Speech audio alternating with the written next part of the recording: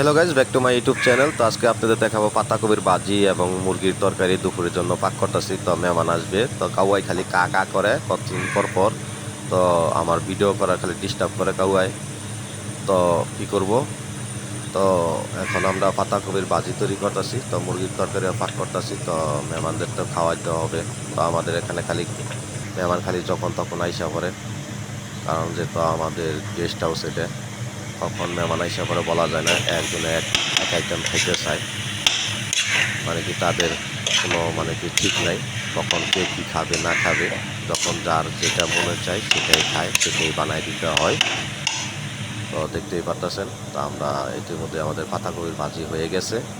এখন আমরা নামিয়ে ফেলবো এটাকে, কড়াইটা আমরা খালি করে নিব। তো আরও আইটেম পাক করতে হবে, তো সব কিছু তো দেখানো যাবে না।